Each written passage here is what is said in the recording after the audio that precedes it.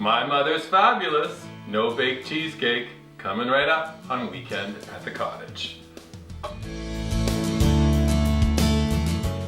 I have very fond memories of this dessert in particular. My mom often made it during the summer months. Everyone always enjoyed. I hope you do, that you enjoy this treasured family recipe from my home to yours. The recipe card itself is a bit of a mystery, like my mom. She was a woman who would just take over a kitchen. She just was very comfortable cooking and preparing food, but her recipe cards sometimes have a little bit of doubt. For example, on this card, when making the crumb crust for this, she said, graham, crumbs, sugar, butter, bake. What? But I think I've worked through some of the kinks of the recipe, and I think she would be proud of the end result. Let's start then with a quick discussion about springform pans. I made the recipe last weekend in a larger springform pan. A larger pan yields a shorter cheesecake. This weekend I did it in an 8-inch pan, and you can see the cheesecake is quite high. So if you're going to make the recipe, I suggest using a smaller pan. An 8-inch pan will work perfectly. Let's begin then by making our crust. Oven is preheated to 350 degrees. Wait a minute, I thought it's a no bake. Well, we're baking the crust at least. We have then in a small bowl 1.5 cups of ginger snap crumbs.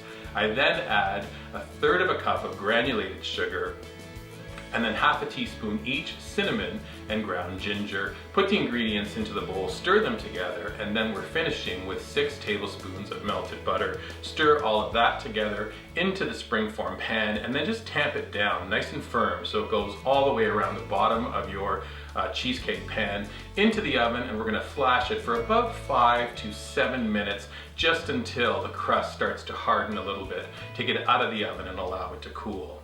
Now we're going to start to make the cheesecake itself. Top of a double boiler, 1 cup of whole milk. I'm adding 1 cup of sugar, pinch of salt, 2 egg yolks. Save the egg whites, we need the 2 egg yolks right now. And then 2 packages of gelatin. All of those ingredients in the top of the double boiler we stir. Then over to stove top, bottom of the double boiler has water in it, it's boiling. Place the top in, and we're going to cook this mixture until it coats the back of a spoon. That's the direction on the recipe card. And it'll take a few moments. It's not going to get custardy, it's going to thicken, and you'll see when you dip the spoon in, it's just going to adhere to the back of the spoon.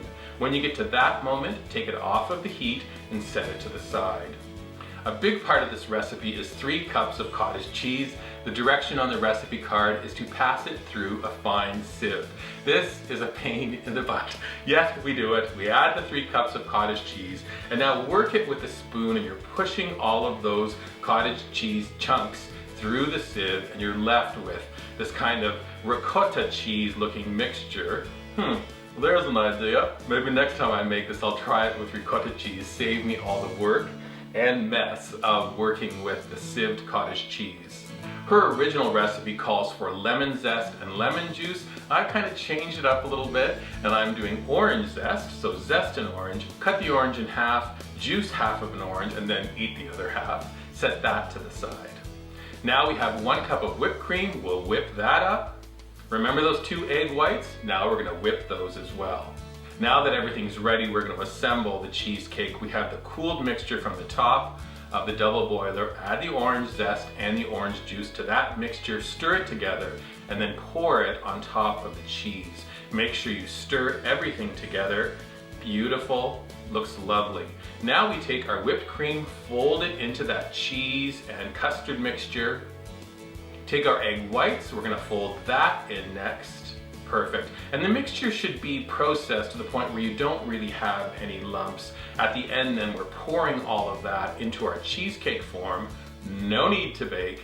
We cover with plastic wrap, and it goes into the fridge to chill for 6 or 8 hours. I allowed ours to chill overnight, and now you see when you cut into it, you're left with a very beautiful wedge of this cheesecake. I like to just decorate it with a little bit of berries. There's no need for much else. And you'll see when you look at it, you'll see the small little zest of orange. It has a wonderful firmness to it and a texture, and then this beautiful crust. You want to try it? I definitely do. This is going to be a fond memory for me. It comes away from the main piece quite easily, but It is super, super like soft. There's almost no texture to it. It's very light and airy and of course flavorful. No bake cheesecake. My favorite dessert, hopefully soon to be yours. Looking for other wonderful recipes, ideas, tips about entertaining, please head to weekendатthecottage.com. Don't forget to subscribe to our website. Also, on our dedicated YouTube channel, if you're watching the video, click down there, that magic little bell icon. You'll be subscribing to all our videos and we'll make sure we give you an update each time we post.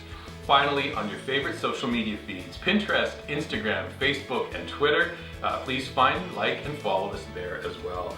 A final huge thank you to my mom up in heaven. This one sure is good. If she was here, I know we'd be sitting down having a chat and enjoying it together. Come back and visit again soon. Take care.